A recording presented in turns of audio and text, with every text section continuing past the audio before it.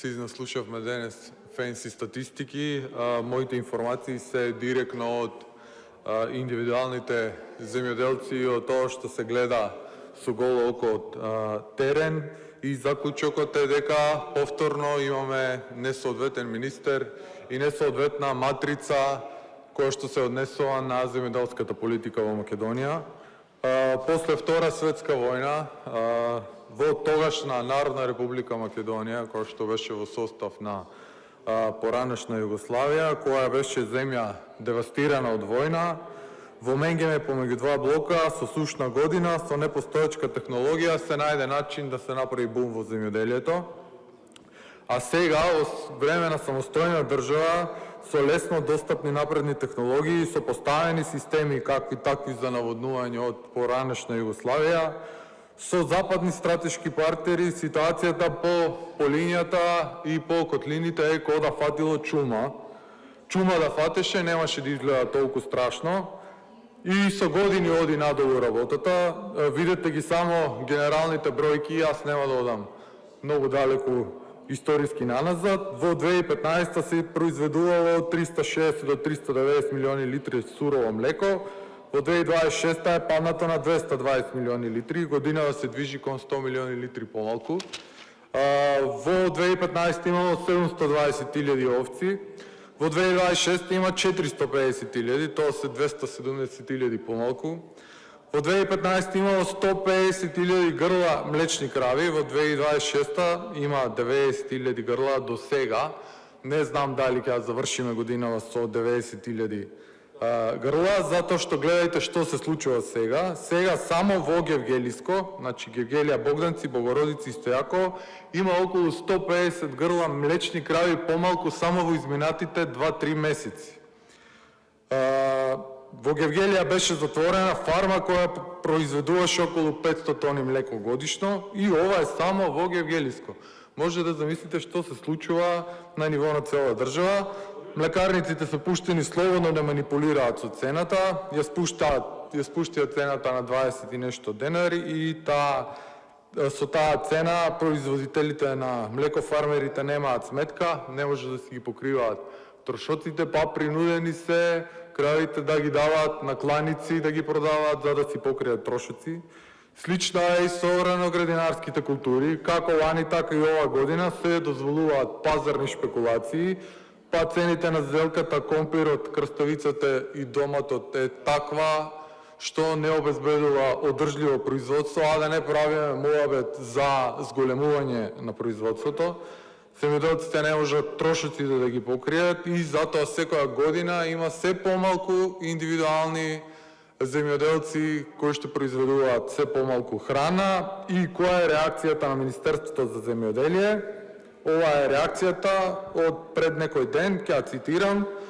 Реакцијата вика вака: Министерството внимателно ја следи состојбата и ќе остане во комуникација со производителите од купците. Ова е многу несериозно да се каже, освен доколку не се мисли дека следењето на состојбата, која што е ваква години наназад, е некоја захтевна работа, и решение на ова има. Се вика државни откупни центри кои ќе откупуваат земјоделски производи по фер цени, и така ќе ги заузат пазарните шпекулации кои што го уништуваат земјоделието.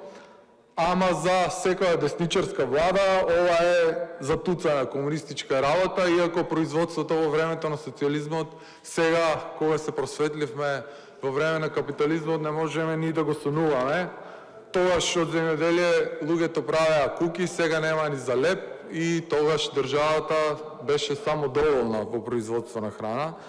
Дополнително нешто такво веќе има во Турција, која што за одредени култури, која што не е комунистичка земја, ама на десничарската идеологија поблиску до срце и е профитот на неколку шпекуланти, и поблиску до срце е визијата во која што ние за интересите на нашите стратешки партнери треба и да се самоукинеме. Иако ова не е алатка, што е алатка? Како алатка остануваат само субвенциите, а ситуацијата со субвенциите не е воопшто сјајна, редовно се намалуваат и се доцнат.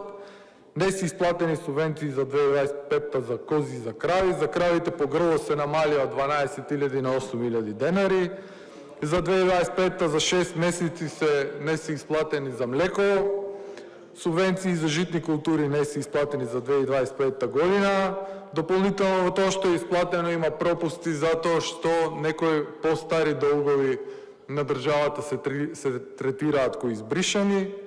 Дополнително нема никаков ред во откупот, поготово на градинарските култури.